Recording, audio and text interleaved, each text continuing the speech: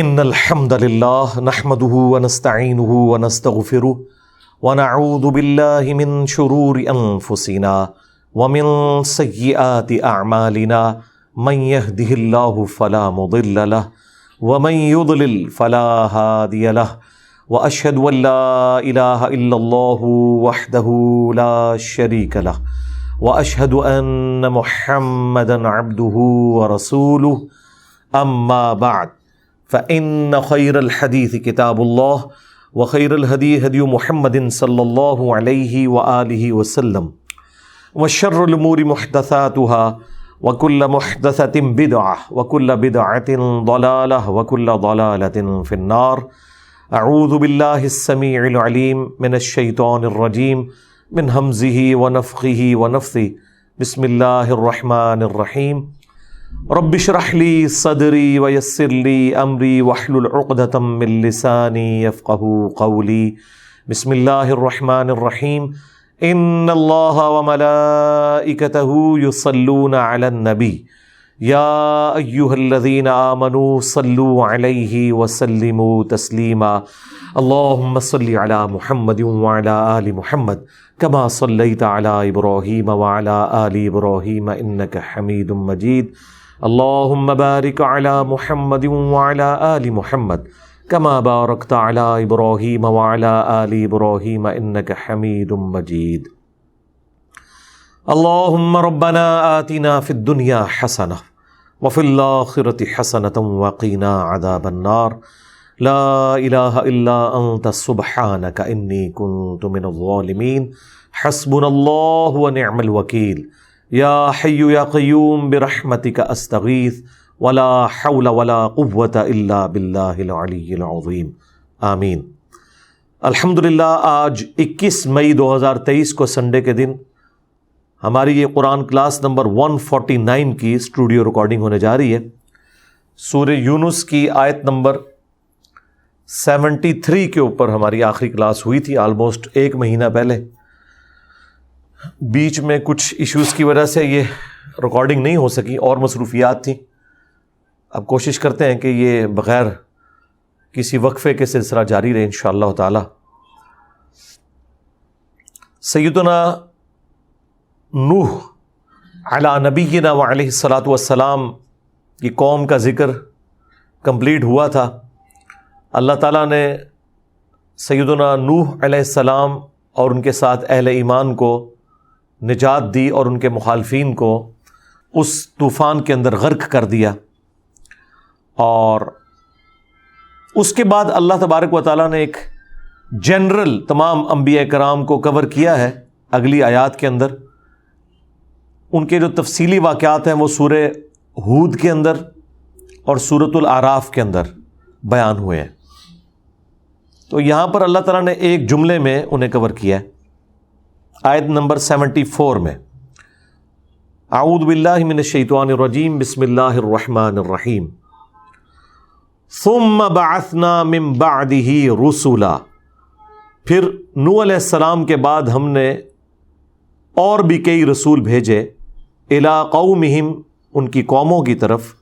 فجاؤہم بالبینات، تو وہ ان کے پاس روشن دلائل، معجزات، نشانیاں لے کر آئے.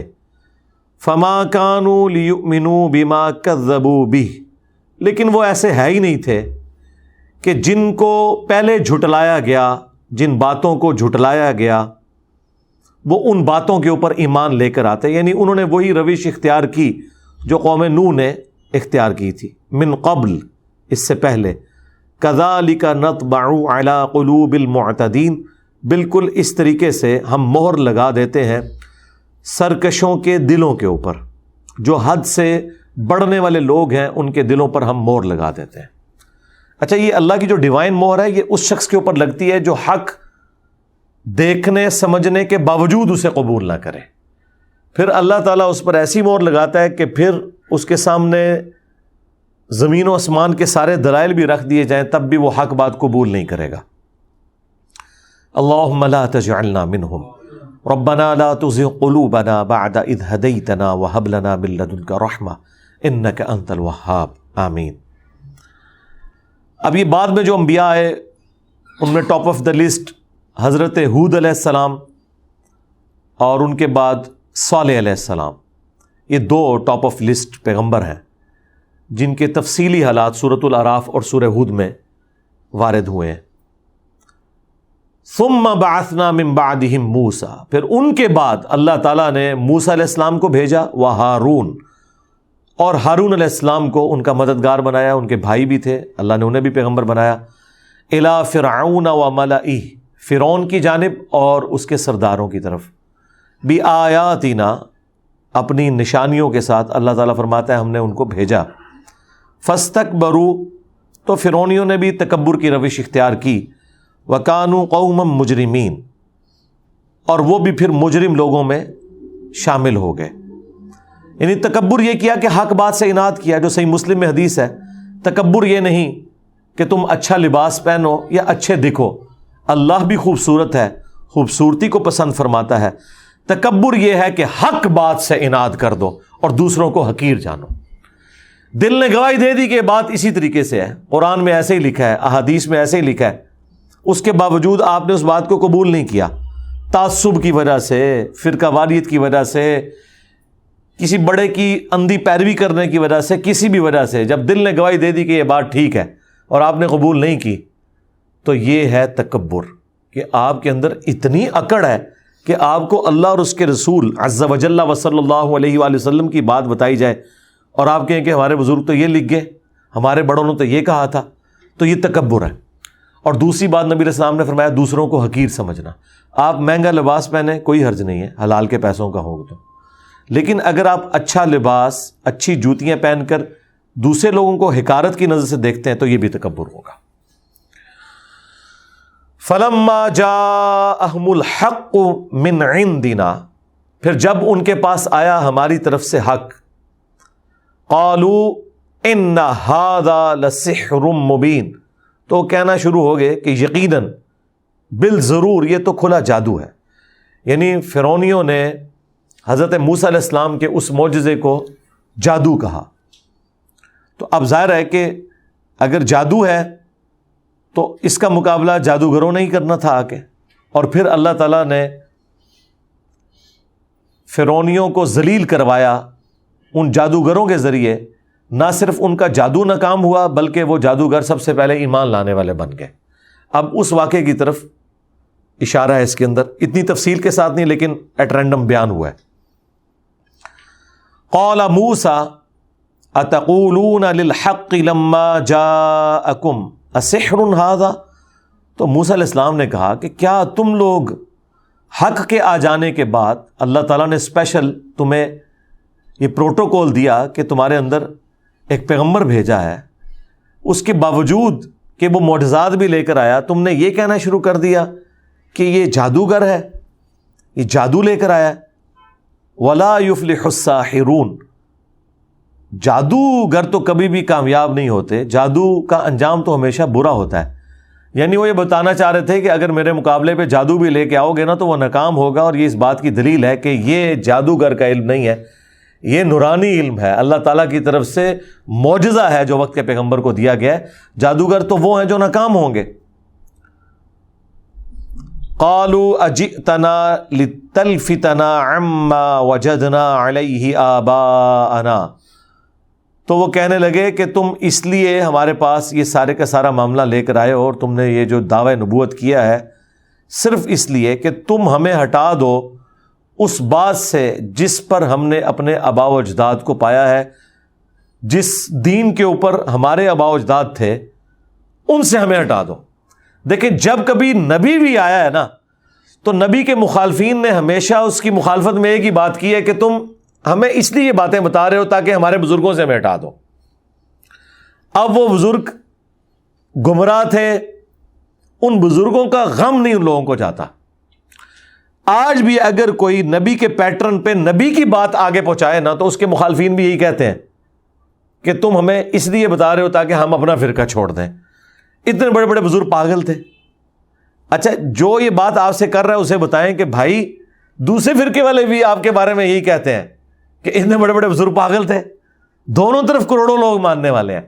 تو بہتر یہ ہے کہ لوگوں کے بنائے ہوئے بزرگوں سے اپنی نسبت توڑ کے آپ اس شخص کے ساتھ اپنی نسبت بنائیں جس کو اللہ تعالیٰ نے آپ کا رہنما بنا کر بھیجا ہے. ما ضل صاحبکم وما غوا، تمہارے نبی نہ کبھی بہکے ہیں نہ کبھی بے راہ چلے ہیں صلی اللہ علیہ وآلہ وسلم. وَتَكُونَ لَكُمَ الْكِبْرِيَاءُ فِي الْأَرْضِ، اور تم دونوں یہ بھی چاہتے ہو کہ تم اس زمین میں بڑے بن کر پھرو. اصل میں جن لوگوں نے اپنی چودراہٹ خود قائم کی ہوتی ہے نا لوگوں کے اوپر، جب ان کی چودراہٹ اور بڑائی سٹیک پہ لگتی ہے نا تو وہ باقیوں کے بارے میں بھی یہی بدگمانی کرتے ہیں کہ یہ اس لیے کر رہے ہیں تاکہ یہ بڑے بن جائیں. حالانکہ پیغمبروں کے دماغ میں تو یہ کہیں بات ہوتی ہی نہیں ہے. وہ تو آپ نے سورہ الاعراف میں، سورہ ہود میں پڑھ کے دیکھیں، ہر پیغمبر یہ کہتا ہے کہ میں تم سے کوئی دنیا کی منفعت نہیں چاہتا اس کام کے عوض، میرا اجر میرے رب کے پاس پکا ہے. اس لیے میں کہتا ہوں کہ جو بندہ آپ سے چندہ نہ مانگے، جو آپ سے پیسے ڈیمانڈ نہ کرے اور یہ کہے کہ میں نے اللہ سے اجر لینا ہے، اپنی جیب سے لگائے، تو وہ پیغمبروں کے طریقے پہ چلنے والا ہے. جناب پیغمبروں کا صرف آپ نے کیا یہ طریقہ اڈاپٹ کرنا ہے کہ آپ پگڑی پہن لیں، داڑھی رکھ لیں، نماز پڑھ لیں؟ کیا یہ پیغمبروں کا طریقہ نہیں ہے کہ ہم اس دعوت و تبلیغ کے عوض تم سے کچھ ڈیمانڈ نہیں کرتے، ہمارا اجر ہمارے رب کے پاس ہے؟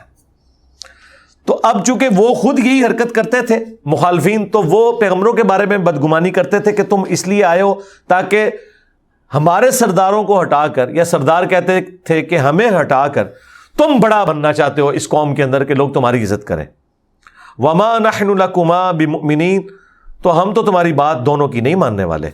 وقال فرعون تونی بکل ساحر علیم، فرعون نے حکم دیا اپنے درباریوں کو، اپنے وزیروں کو کہ جاؤ بڑے بڑے جادوگر جو اکٹھے ہو سکتے ہیں نا، ماہر قسم کے علم والے، وہ سارے اکٹھے کر کے میرے پاس لے آؤ. فلما جاء السحرۃ، تو جب وہ بڑے بڑے جادوگر آ گئے فرعون کی مجلس میں، قال لهم موسیٰ، اب وہ پوری جو ڈیٹیلز ہیں وہ سورہ طٰہٰ کے اندر، سورہ القصص کے اندر اور صورتوں میں آئی ہیں، اس میں سے کچھ جملے یہاں پہ بھی نقل ہو رہے ہیں. وہ پہلے فرعون ان کے ساتھ جب ڈسکشن کرتا ہے تو وہ پھر کہتے ہیں کہ ہمیں کیا معاوضہ دو گے. ٹھیک ہے، یہیں سے فرق ظاہر ہو گیا کہ موسیٰ علیہ السلام نے جب معجزہ دکھایا تو فرعون سے کہا کہ اللہ پر ایمان لاؤ، اور جب جادوگر آئے ہیں انہوں نے کہا اگر ہم جیت گئے تو ہمیں پیسے کتنے ملیں گے؟ تو اس نے کہا پیسے کیا، میں تمہیں نوازوں گا اور تم میرے قریبی درباری بن جاؤ گے، وزارتیں بھی دوں گا. ٹھیک ہے، تو وہ اب یہاں پہ سکپ ہے وہ والا پورشن. اس کے بعد جو کچھ ہوا، فلما جاء السحرۃ، جب وہ جادوگر آ گئے، قال لهم موسیٰ، تو موسیٰ علیہ السلام نے ان سے فرمایا القوا ما انتم ملقون، میدان میں ڈالو جو کچھ ہے تم ڈالنے والے ہو، اس کو سامنے لے کر آؤ. اچھا، دوسری جگہ ذکر ہے کہ فرعونیوں کے پاس جو جادوگر آئے تھے نا، انہوں نے پہلے موسیٰ علیہ السلام سے پوچھا کہ آپ پہلے کرتب دکھائیں گے یا ہم دکھائیں؟ اچھا، اب یہ ایک پیغمبر کی جو انہوں نے رسپیکٹ کی ہے نا، اس کی برکت بھی ان پہ ظاہر ہوئی ہے. تو موسیٰ علیہ السلام نے کہا کہ نہیں، تم پہلے دکھاؤ. یہاں پہ وہ جملہ سکپ ہے جو دوسری جگہ آیا ہے. فلما القوا، جب انہوں نے ڈال دیا، وہ ڈالا تو کیا ہوا، وہ رسیاں تھیں سانپ کی شکل میں نظر آئیں. قال موسیٰ ما جئتم بہ السحر، تو موسیٰ علیہ السلام نے کہا کہ یہ جو کچھ تم لائے ہو یہ جادو ہے. دوسری جگہ آتا ہے کہ موسیٰ علیہ السلام بھی دل میں خوف کھا گئے.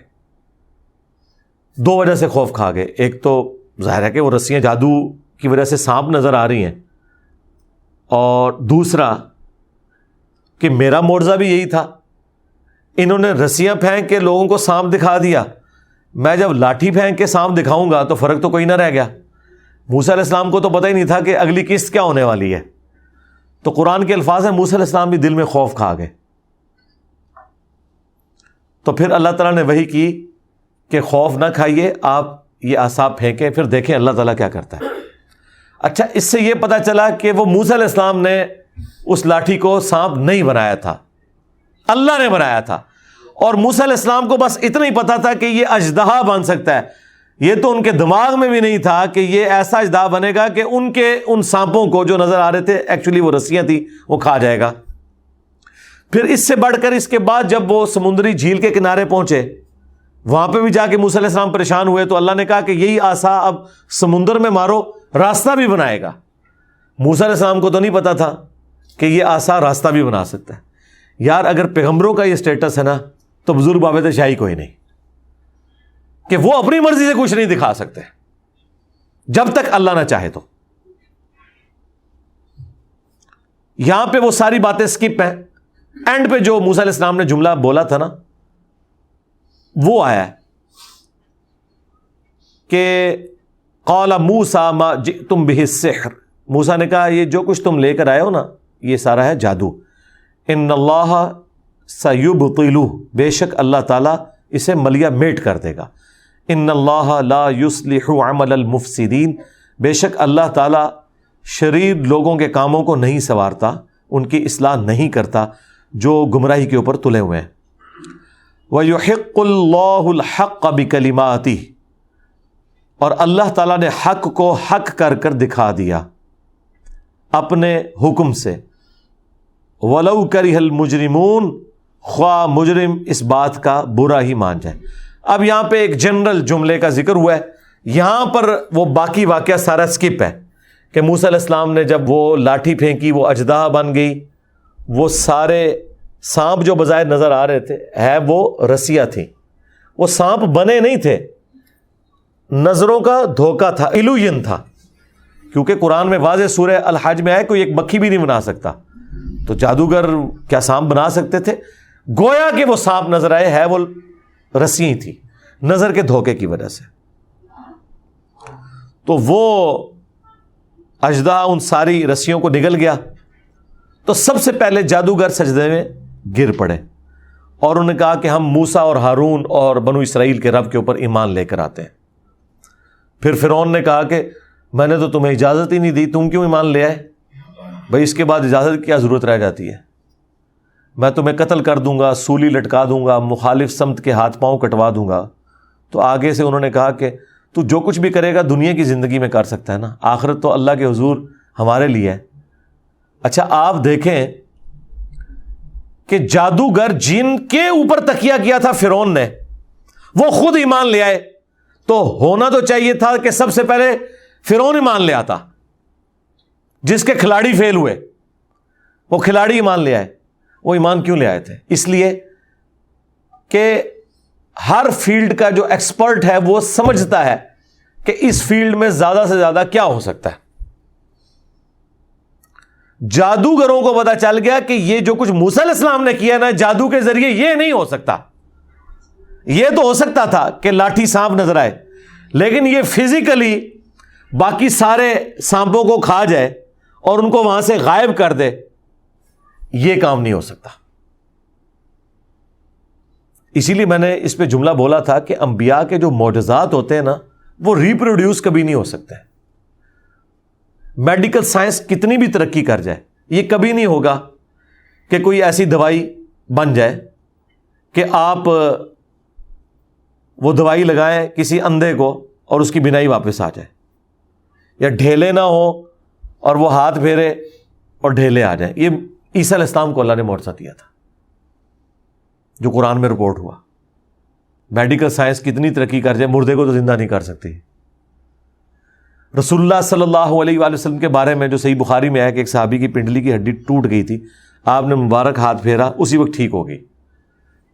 اب سائنس یہ نہیں کر سکتی کہ ایسی کوئی دوائی بنا لے کہ ہڈی ٹوٹی ہوئی فوراً ٹھیک ہو جائے۔ یہ تو ضرور ہوتا ہے کہ وہ ہڈی کو ہڈی کی سیر میں رکھتے ہیں اور پھر وہ نیچرلی 8 سے 10 ہفتوں میں وہ پلاسٹر کر دیتے ہیں، اس میں بھی آپ نے ہلانی نہیں ٹانگ، ورنہ دوبارہ سے ڈیمیج ہو جاتی ہے، یہ ٹیڑھی جڑ جاتی ہے، دونوں طرف سے رطوبت نکلتی ہے اور وہ ہڈی میں جوائنٹ پڑ جاتا ہے، پھر بھی وہ ویلڈنگ کا سپاٹ جس طرح ہوتا ہے نا اس طرح اس پہ سپاٹ آ جاتا ہے، اور اگر زیادہ ڈیمیج ہو تو راڈ بھی رکھنا پڑتا ہے، اور پھر بھی کئی سالوں تک بندہ لنگڑا کے ہی چلتا رہتا ہے، ایگزیکٹلی اس حالت میں تو کبھی بھی واپس نہیں آتی۔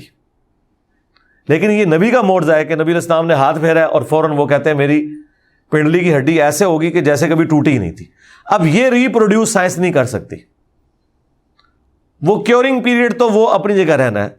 لہذا جو معجزات ہیں ان میں اور جو استدراج ہے، نظروں کا دھوکہ ہے، جادوگری ہے، یا کوئی سائنٹیفک فیکٹ ہے، تو اس میں زمین آسمان کا فرق ہے. یہ ذہن میں رکھیے گا. تو اللہ تعالیٰ نے جادوگروں کو ہدایت دی، انہوں نے اسلام قبول کر لیا. اور دیکھیں آئے تھے موسیٰ علیہ السلام سے مقابلہ کرنے، وہ ہدایت جو ڈائریکٹ آئی تھی فرعونیوں کی طرف، انڈائریکٹلی ان جادوگروں کی توبہ کا سبب بن گئی. اور دیکھیں آپ، پورے ملک سے اس نے دور دراز سے بندے اکٹھے کیے تھے. اللہ نے کیسے چن کے دور دراز سے بندے اکٹھے کر کے وقت کے پیغمبر کے قدموں میں ڈال دیے کہ یہ آپ کے صحابہ ہیں. آپ دیکھیں نا، تو یہ اللہ تعالیٰ جسے چاہے ہدایت دے. اور جو پاس بیٹھے ہوئے تھے وہ محروم رہ گئے، وہ مردود ہو گئے، انہیں توبہ کی توفیق نہیں ملی.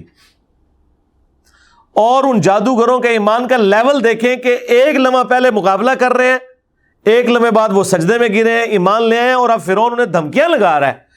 تو وہ کہہ رہا ہے جی بے شک ہمیں سولی لگا دو، ہم اپنے رب پر ایمان لے آئے، اب ہم نے یہ دین نہیں چھوڑنا. یہ توحید کی مٹھاس ہے کہ انسان اپنی جان دینے کے لیے تیار ہو جاتا ہے لیکن دین نہیں چھوڑتا. فما آمن لموسیٰ الا ذریۃ من قومہ علی خوف من فرعون. پس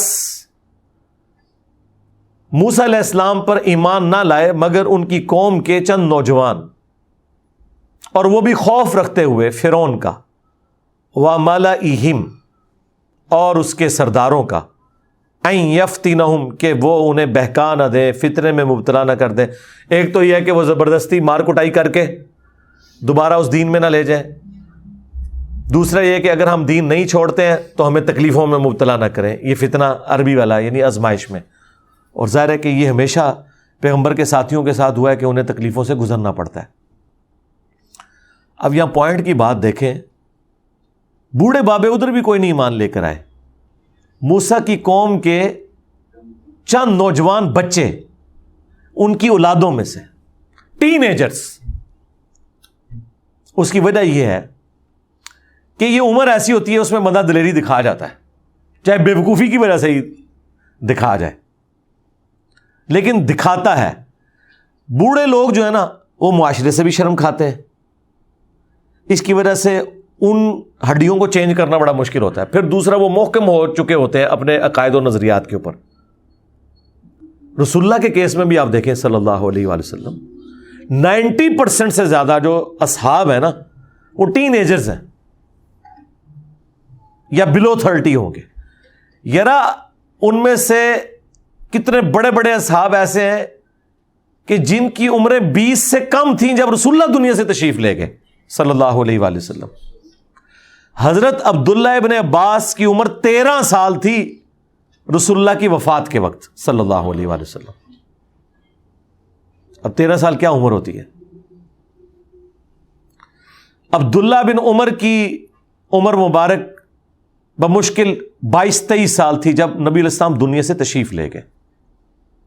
22-23 سال، داڑھی بھی مشکل سے نکلی ہوئی ہوتی ہے. ہم جب صحابہ کرام کا تصور لے کے آتے ہیں تو ہمارے دماغ میں آتا ہے کوئی، جس طرح ہم اپنے بڑے بڑے مولویوں کو دیکھتے ہیں نا، سفید کو داڑھیوں والے، کو پگڑیوں والے. وہ بھائی نہیں، بچے بچے. یہ چند ایک بڑی عمر کے اصحاب ہیں، حضرت ابوبکر صدیق رضی اللہ تعالیٰ عنہ، حضرت عمر فاروق رضی اللہ تعالیٰ عنہ، حضرت عثمان غنی رضی اللہ تعالیٰ عنہ. اور تو اور چھوڑ دیں، مولا علی علیہ السلام کی عمر 34 سال تھی جب نبی علیہ السلام دنیا سے تشریف لے گئے. آپ اندازہ کریں، اس کا مطلب ہے کہ حضرت علی کی عمر آلموسٹ 30 سال تھی جب آپ نے مرہب کو قتل کیا ہے خیبر میں. 30 ایئرس تو ینگ. 30 سال کیا عمر ہوتی ہے؟ اور کئی اصحاب ہیں جو بلو 30 شہادت پا کے اللہ کے پاس بھی پہنچ گئے ہیں. معاذ بن جبل 28 سال کی عمر میں دنیا سے تشریف لے گئے. اب علم کا پہاڑ ہے وہ بندہ. صحابہ کرام کے اندر چند جو بڑے علمی اصحاب ہیں ان میں معاذ بن جبل کا نام بھی لیا جاتا ہے. لیکن عمر دیکھ لیں کتنی ہوئی ہے. 30 سال سے کم دنیا سے چلے گئے اور دنیا کے اوپر اثرات چھوڑ کے چلے گئے. حضرت انس بن مالک کہتے ہیں 10 سال کا بچہ تھا، حضور کی خدمت میں آیا اور 10 سال حضور کو وضو کروایا. حضور کی جب وفات ہوئی تو حضرت انس بن مالک 20 سال کے تھے. 20 ایئرز آپ کی عمر تھی، اس میں سے بھی 10 سال حضور کی صحبت میں گزار چکے تھے. ہاں بعد میں پھر اللہ تعالیٰ نے انہیں اتنی لمبی زندگی دی ہے، 100+ ہو کے فوت ہوئے ہیں. نبی اسلام کی وفات کے بعد 82 سال تک آلموسٹ وہ زندہ رہے ہیں. 93 ہجری میں فوت ہوئے ہیں. حضور کی وفات 11 ہجری میں ہو رہی ہے، وہ 93 ہجری میں بصرہ میں فوت ہونے والے آخری اصحاب میں سے. اتنے سال انہوں نے پھر دین لوگوں کو سکھایا. تو یہاں پہ بھی آیا کہ موسیٰ کی قوم کے چند لڑکے تھے، نوجوان تھے، وہ ایمان لے کر آئے اور وہ بھی بیچارے ڈرتے ڈرتے. ظاہر ہے بچے سہم بھی جاتے ہیں کہ انہیں فرعون اور ان کے سردار فتنے میں مبتلا نہ کرتے ہیں.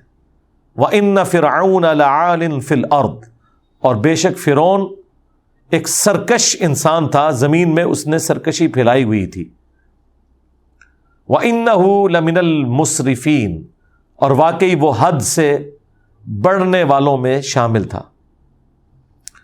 اب پیغمبر کا کام تو یہ ہے کہ جب کوئی تکلیف آئے تو وہ پھر صبر و شکر کی ہی تعلیم دیتا ہے نا. تکلیف تو آنی ہے، یہ تو ہو نہیں سکتا کہ آپ ایمان لے کر آئیں اور آپ پر تکلیف نہ آئے. جس کا مرتبہ جتنا زیادہ ہوتا ہے اللہ تعالیٰ اتنا ہی اسے آزماتا ہے. پیغمبروں کا مرتبہ چونکہ باقی سارے انسانوں سے بڑھ کر ہے، ان پہ تکلیف بھی اتنی بڑی آتی ہے. پیغمبروں کے جو اہل البیت ہوتے ہیں علیہم السلام، ان کے صحابہ اکرام علیہم رضوان، ان کا مرتبہ چونکہ زیادہ ہوتا ہے، اس لیے اللہ تعالیٰ انہیں بڑی آزمائشوں سے گزارتا ہے. لیکن آزمائشوں سے سب نے گزرنا ہے. تو پھر انبیاء ظاہر ہے اپنی قوم کو تسلیاں دیتے ہیں. وقال موسیٰ یا قوم، تو موسیٰ علیہ السلام نے تسلی دیتے ہوئے اپنی قوم سے کہا ان کنتم آمنتم باللہ، اب اگر تم اللہ پر ایمان لے ہی آئے ہو نا، فعلیہ توکلوا، تو اسی پر بھروسہ کرو. ان کنتم مسلمین، اگر تم واقعی سچے مسلمان ہو، سر تسلیم خم کرنے والے ہو، تو پھر یہ نہیں کہنا کہ یا اللہ یہ تکلیف کہاں سے آ گئی، وہ اللہ کی طرف سے آئے گی، اس پہ صبر کرنا ہے. تو انہوں نے آگے سے پھر دعا کی. فقالوا علی اللہ توکلنا، انہوں نے پھر اللہ کے حضور یہ نعرہ بلند کیا کہ ہم نے اللہ ہی پر توکل کیا. ربنا لا تجعلنا فتنة لقوم الظالمین، اے رب ہمارے ہمیں نہ بنانا فتنہ ظالم قوم کے لیے. یہ بڑی پیاری دعا ہے. وَنَجِّنَا بِرَحْمَتِكَ، اور ہمیں نجات دے اپنے پاس سے رحمت دے کر، من القوم الکافرین، جو کافر ہیں ان کے ظلم و ستم کے خلاف تو ہماری پناہ گاہ بن جا.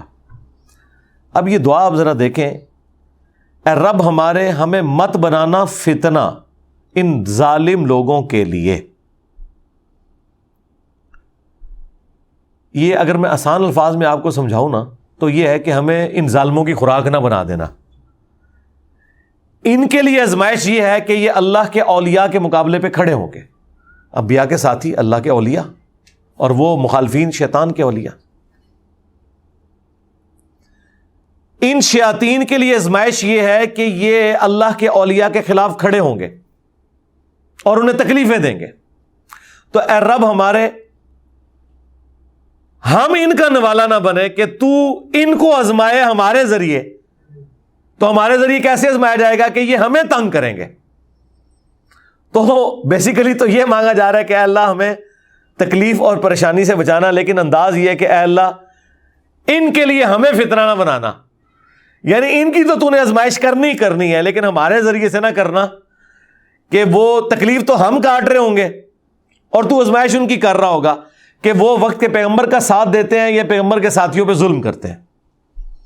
تو اس لیے آج بھی اگر کسی پہ مشکل وقت آئے تو یہی دعا کریں، اور ہم بھی اکثر اللہ سے یہی دعا کرتے ہیں، ربنا لا تجعلنا فتنة لقوم الظالمین. یہ ظالم تو تلے ہوئے ہیں ظلم کرنے پر، لیکن ہمیں ان کے منہ کا نوالا نہ بنانا، ان کی آزمائش کا ذریعہ ہمیں نہ بنانا، کسی اور ذریعے سے تو آزما لے.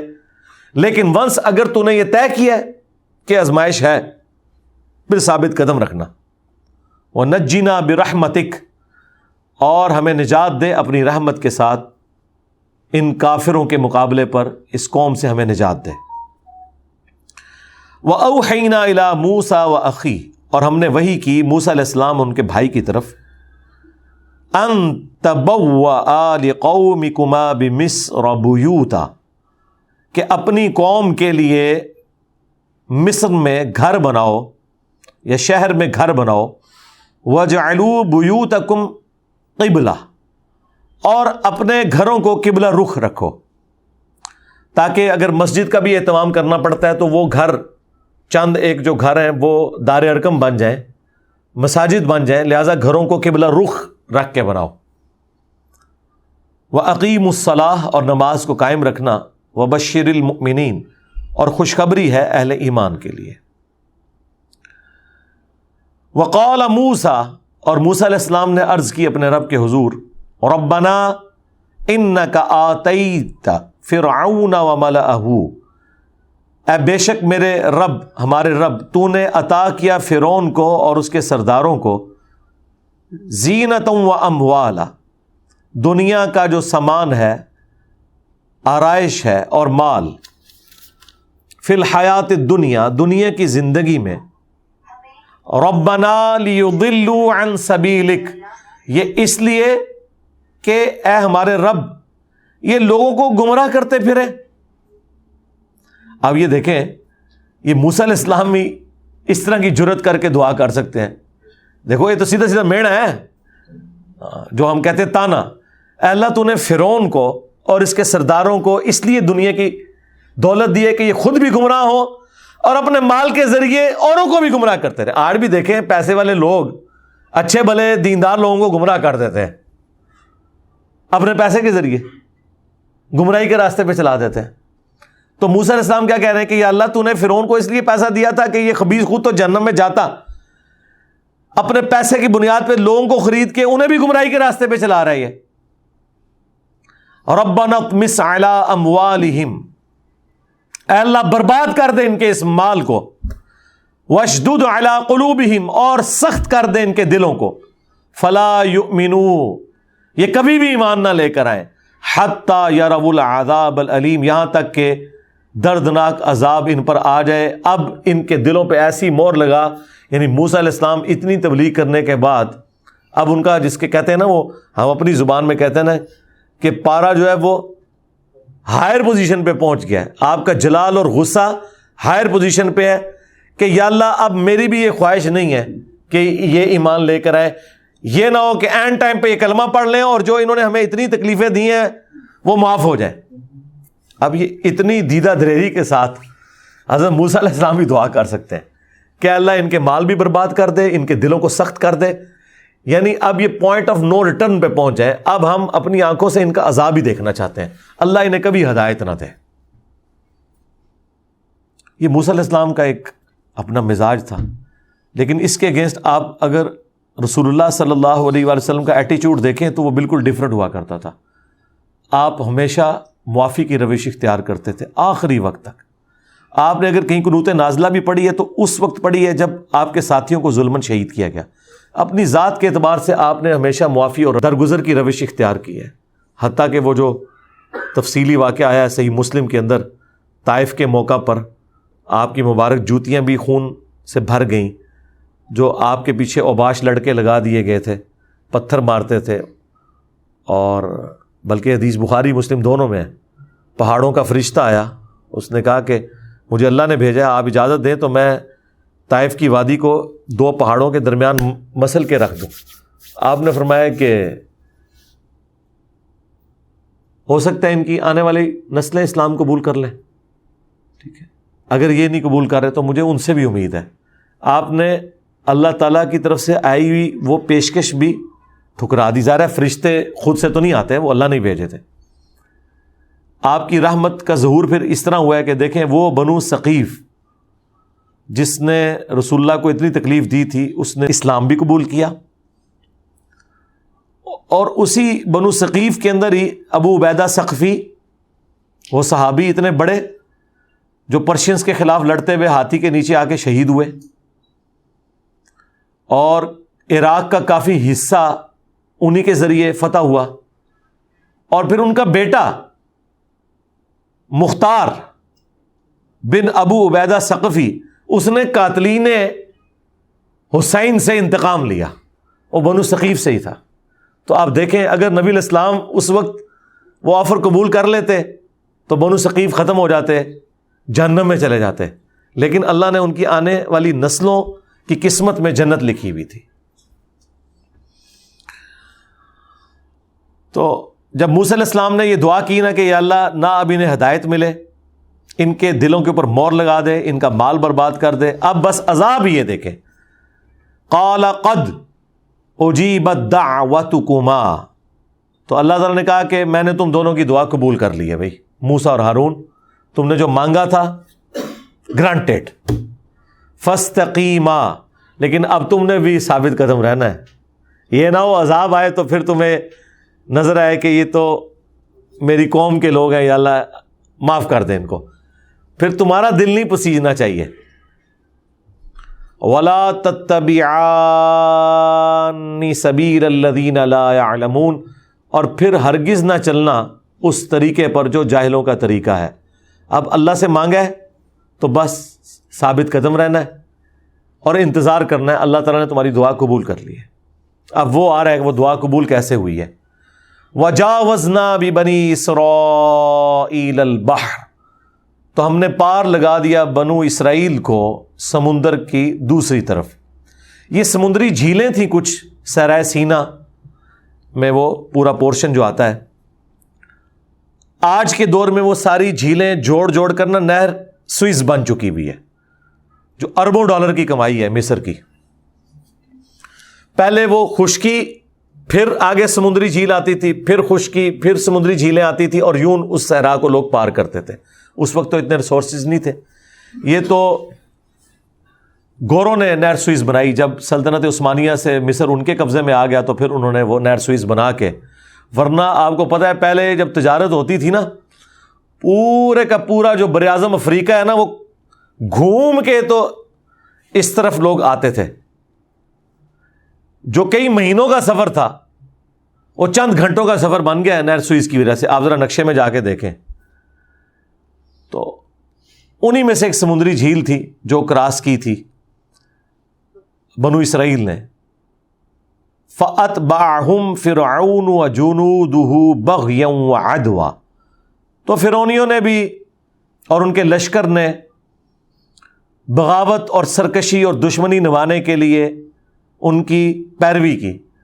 میرا خیال ہے جب وہ دیکھ رہے تھے کہ حضرت موسیٰ علیہ السلام کے عصا سے سمندر میں راستہ بن گیا، تو کیا یہ اتنا بڑا معجزہ ایمان لانے کے لیے کافی نہیں تھا؟ مجھے آپ خود بتائیں. اور اس سے بڑھ کر ان کی مت ماری گئی کہ جس موسیٰ نے یہ عصا پھینک کر راستہ بنایا ہے سمندر میں، اگر ہم ان کے پیچھے جائیں تو اللہ تعالیٰ ان کے ذریعے یہ بھی معجزہ ظاہر کر سکتا ہے کہ یہ سمندر دوبارہ سے مل جائے اور ہم غرق ہو جائیں. اس طرح ان کا دماغ ہی نہیں کیا. ورنہ میرے جا وہمی بندہ ہوئے نا تو مات دبے کہ یار تیرا دماغ کام کرتا ہے. لیکن وہی بات جو اوپر آئی کہ اللہ تعالیٰ نے ان کے دلوں پر مور لگا دی تھی.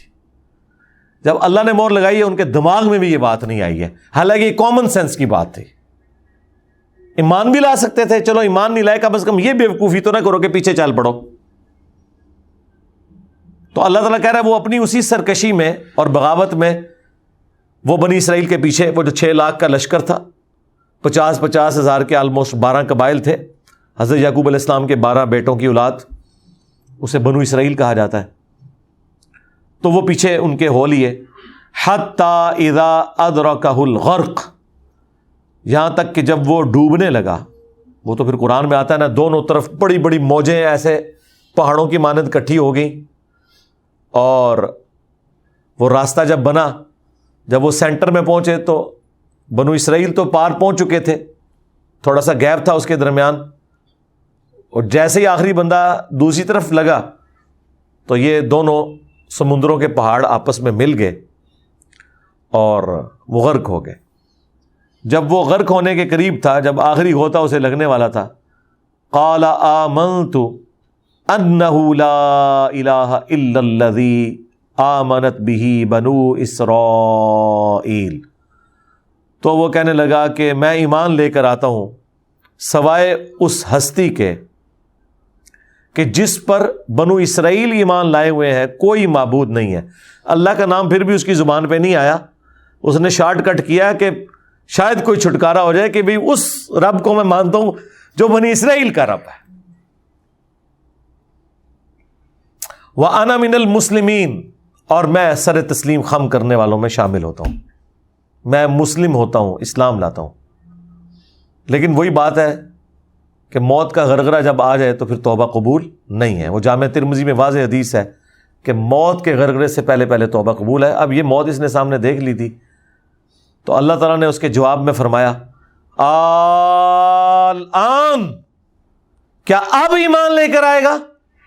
وقد عصیت قبل، جبکہ اس سے پہلے تو تو بڑا گنہگار تھا، مجرم تھا، وکنت من المفسدین، اور تو فتنہ پھیلانے والوں میں، فساد کرنے والوں میں شامل تھا۔ اب سب کچھ سامنے دیکھ کر ایمان لا رہا ہے، کوئی فائدہ نہیں۔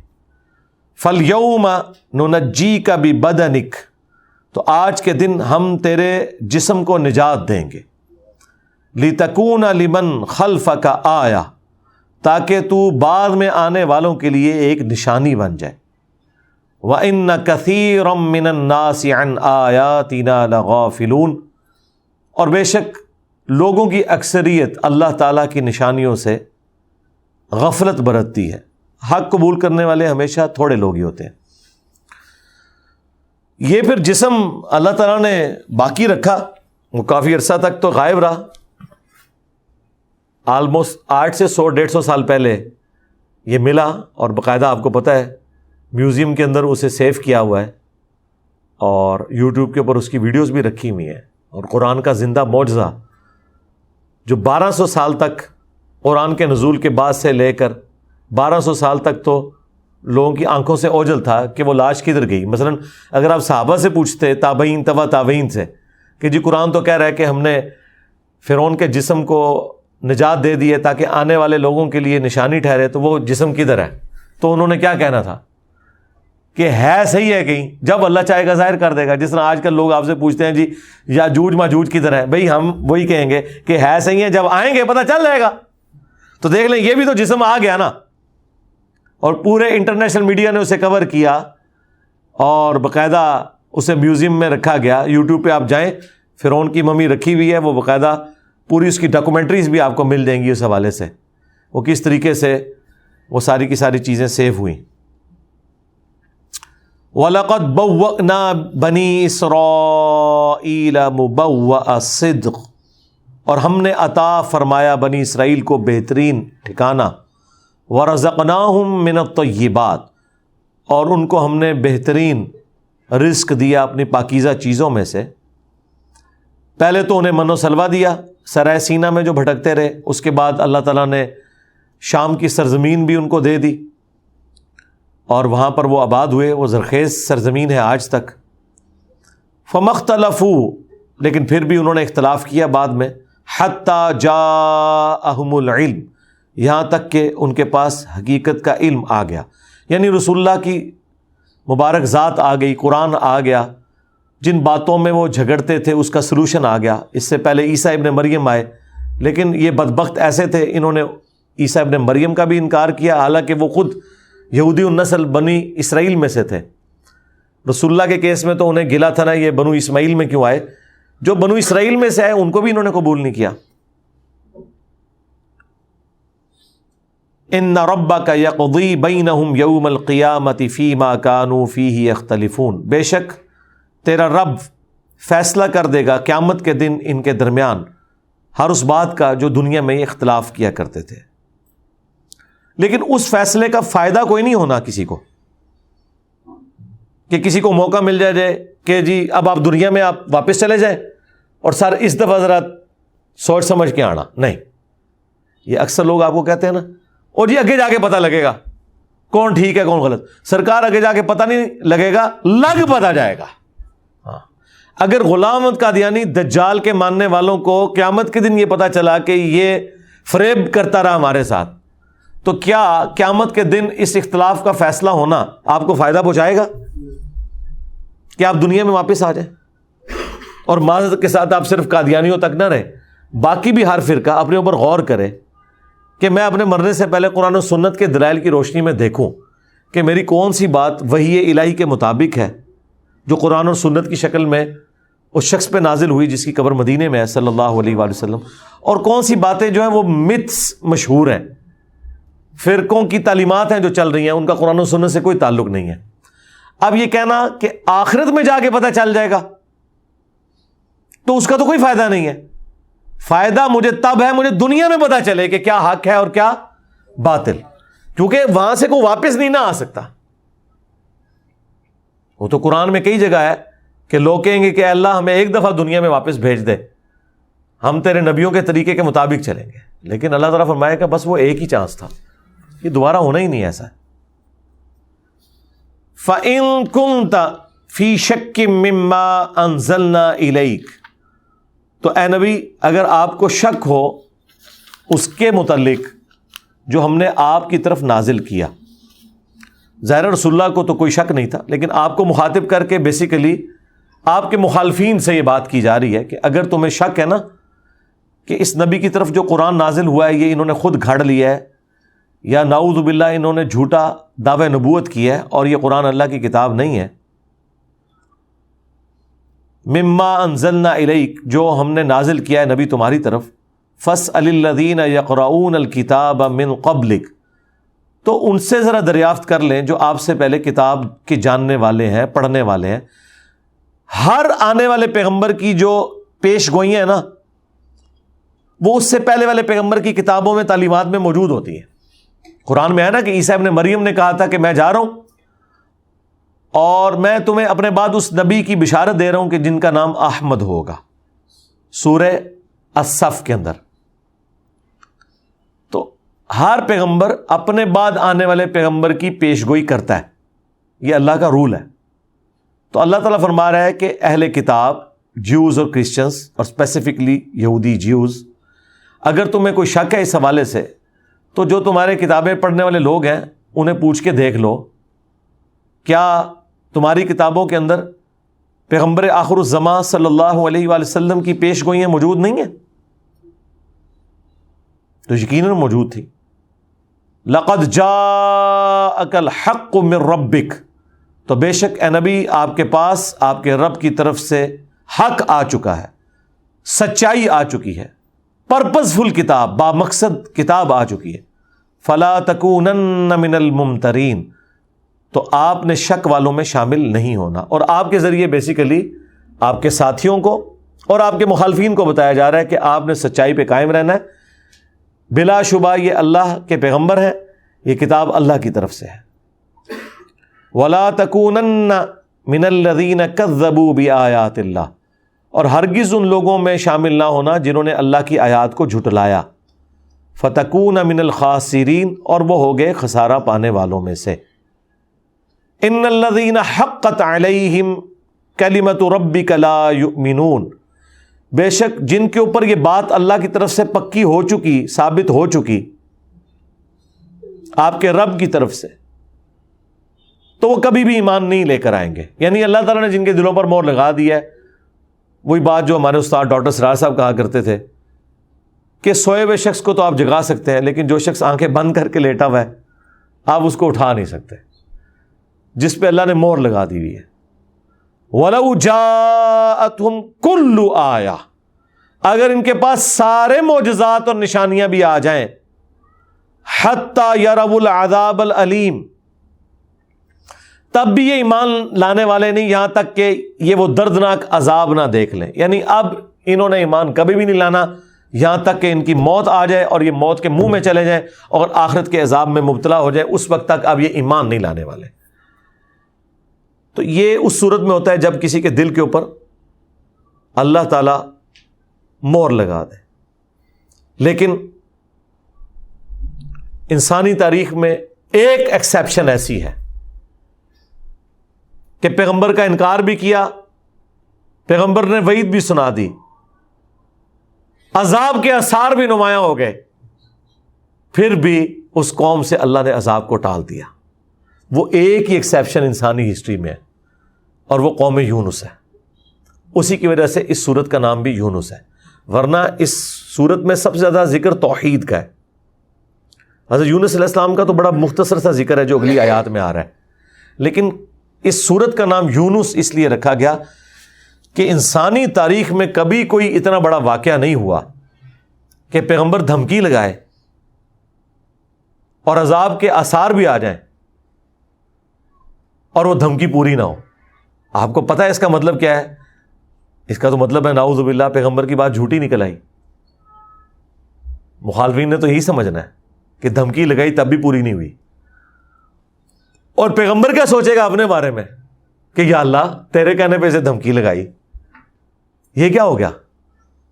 وہ ایک ایکسیپشن انسانی ہسٹری میں ہوئی ہے یونس علیہ السلام کی شکل میں, اور اس کا ذکر اگلی آیات میں انشاءاللہ وہ میں اگلی قرآن کلاس میں کور کروں گا کیونکہ ٹائم تھوڑا رہ گیا. اور وہ بھی صرف اس وجہ سے ہوا کہ یونس علیہ السلام اللہ تعالیٰ کی وحی کا انتظار کیے بغیر وہاں سے چلے گئے. یونس علیہ السلام نے جو یہ اجتہادی غلطی کی, یہ جو ڈیبٹ تھا, وہ امت کے لیے ایسا کریڈٹ ثابت ہوا کہ 1,00,000 سے زیادہ وہ قوم تھی جو کفر کی زندگی گزار رہی تھی. اللہ تعالیٰ نے انہیں ایمان کی دولت سے مشرف کر دیا. وہ ایمان لے آئے, پکے مومن ثابت ہوئے, اور وہ بھی صرف اس وجہ سے کہ حضرت یونس علیہ السلام چونکہ بغیر وحی کا انتظار کیے وہاں سے چلے گئے تھے. اللہ تعالیٰ نے کہا کہ آپ نے وہ پورا میرا پلان جو تھا اس کے مطابق عمل نہیں کیا, تو چلیں اس کا کریڈٹ اب آپ کی امت کو ملے گا. ویسے تو عذاب آپ کو پتہ ہے جب کبھی بھی کسی امت پہ آیا ہے نا, تو عذاب کے جب آثار نمایاں ہوتے تھے نا, تو وہ قومیں اس وقت معافی مانگنی شروع کر دیتی تھی. سورۃ الانبیاء میں آیا نا کہ جب کبھی بھی عذاب آتا تھا نا امتوں پر, وہ چیختے تھے کہ ہمیں یا اللہ ایک چانس اور دے دے. تو حضرت یونس علیہ السلام تو ناراض ہو کے وہاں سے چلے گئے اور کہا کہ 3 دن کے اندر عذاب آ جائے گا. وہ 3 دن انہوں نے خود بھی آزمائش کاٹی مچھلی کے پیٹ کے اندر, اور پیچھے سے جب وہ عذاب کے آثار نمایاں ہونا شروع ہوئے, قوم ساری سجدے میں, انہوں نے کہا یا اللہ معاف کر دے. اچھا یہ ساری قومیں ہی کرتی تھی, لیکن اللہ تعالیٰ کہتا ہے ہم کھیتیوں کی طرح کاٹ کے رکھ دیتے تھے اور آگ کی طرح بجھا کے رکھ دیتے تھے قوموں کو. لیکن یہ یونس علیہ السلام کی قوم کیسی خوش نصیب قوم نکلی کہ آخری وقت میں اللہ تعالیٰ نے ان کے اس پیغمبر کی اس ایک ایکٹیویٹی کی وجہ سے ان کو اتنا بڑا کریڈٹ دیا ان کی قوم کو کہ جب وہ چیخو پکار کرنا شروع ہوئے تو اللہ تعالیٰ نے ان سے عذاب ٹال دیا. اور دیکھیں الحمدللہ وہ عذاب ٹلنے سے یہ نہیں ہوا کہ عذاب ٹلنے کے بعد انہوں نے کہا کہ یا اللہ بس ٹھیک ہے ہم پھر واپس آتے ہیں. اللہ نے انہیں استقامت بھی دے دی, یہ بڑی بات تھی. اور ادھر یونس علیہ السلام نے تکلیف کاٹی, پھر انہوں نے دعا مانگی مچھلی کے پیٹ میں, لا الہ الا انت سبحانک انی کنت من الظالمین. سورہ الانبیاء میں دعا آئی, اور سورہ الصافات میں تو یہاں تک آیا کہ اگر یونس مچھلی کے پیٹ میں ہمیں ان الفاظ کے ساتھ نہ پکارتے تو پھر وہ مچھلی کے پیٹ سے اسی دن نکالے جاتے جس دن مردے اپنی قبروں سے نکالے جائیں گے. اتنا غصہ تھا اللہ کو, لیکن وہ غصہ ایک دعا نے ٹھنڈا کر دیا, لا الہ الا انت سبحانک انی کنت من الظالمین. اے اللہ تیرے سوا کوئی معبود نہیں, تو تو پاک ہے نا, غلطیوں سے پاک تو صرف تو ہے, میں تو انسان ہوں, میں ظالم ہوں, غلطی کروں گا, معاف کر دے. یہ بہترین استغفار ہے, بہترین دعا ہے.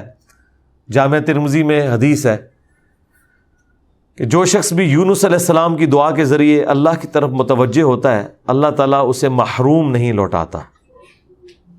اسماء اعظم میں سے یہ دعا, اور قرآن میں الفاظ ہیں کذالک ننجی المؤمنین, ہم اہل ایمان کو بھی اسی طریقے سے نجات دیں گے جس طرح یونس علیہ السلام کو نجات دی تھی اس دعا کے سبب, لا الہ الا انت سبحانک انی کنت من الظالمین.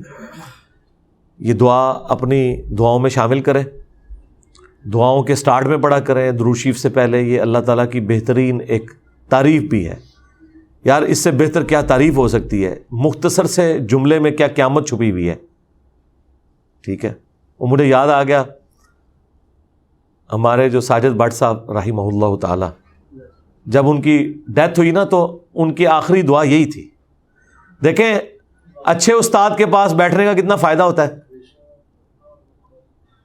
تو ان کے بھائی مجھے بتانے لگے کہ جب وہ آخری دفعہ یعنی وہ بے ہوش ہوئے ہیں نا، اس کے بعد ان کی ڈیتھ ہو گئی، تو کہتے ہیں ہم گاڑی میں ہاسپٹل لے کے جا رہے تھے نا، تو وہ کہہ رہے گاڑی واپس کر لو، اب میں نے نہیں بچنا. اتنی ان کو ہوش تھی. تو کہتے ہیں وہ دعا کر رہے تھے کہ اے اللہ تیری سوا کوئی معبود نہیں، تو تو پاک ہے، تو تو غلطی نہیں کرے گا، میں انسان ہوں، میں تو غلطی کروں گا، تو مجھے معاف کر دے. تو میں ان کے بھائی کو بتا رہا تھا کہ یہ باتیں میں نے سکھائی ہوئی ہیں. لوگ تو صرف یہ دعا ہی پڑھتے تھے نا، یہ جملے میرے ہیں کہ اس کے اندر کیا قیامت چھپی ہوئی ہے کہ اے اللہ غلطی سے پاک تو صرف تو ہے نا، یہ صرف تیری شان ہے کہ تو غلطی نہیں کرے گا کیونکہ تو پاک ہے. میں انسان ہوں، تو نے مجھے بنایا ہی ایسے ہے کہ مجھے غلطی ہوگی. بخاری مسلم میں حدیث ہے کہ اگر تم گناہ کرنا چھوڑ دو گے تو اللہ تعالیٰ تمہیں ختم کر دے گا اور ایسی قوم لے کر آئے گا جو گناہ کرے گی اور معافی مانگے گی، اور اللہ تعالیٰ انہیں معاف کر کے خوشی محسوس کرے گا. اللہ نے انسان کو بنایا ہی ایسا ہے کہ وہ غلطی کرتا ہے. تو وہ مجھے بڑی اس وقت خوشی ہوئی. میں نے کہا دیکھیں یہ بھی اللہ کی کرم نوازی ہے کہ کسی کے موت کے وقت اسے یونس علیہ السلام کی دعا یاد آ جائے، اور پھر وہ دعا بھی اپنے مادری لینگویج کے اندر فرینکنس کے انداز میں کرے کہ اے اللہ تو میرا معبود ہے، تو غلطی کر ہی نہیں سکتا، میں تو انسان ہوں، میں تو غلطی کروں گا، اے اللہ مجھے معاف کر دے. غلطی کرنا میری سرشت میں ہے، غلطی نہ کرنا یہ صرف تیری شان ہے. دیکھیں یہ مختصر سے جملے یونس علیہ السلام کے اتنا ٹریگر کر گئے اللہ کی رحمت کو کہ اللہ فرماتا ہے کہ اگر وہ ان الفاظ کے ساتھ ہمیں یاد نہ کرتا تو پھر قیامت کے دن مچھلی کے پیٹ سے نکلتا. اتنا غصہ تھا، وہ سارا غصہ ختم ہو گیا ایک چھوٹی سی دعا سے، لا الہ الا انت سبحانک انی کنت من الظالمین.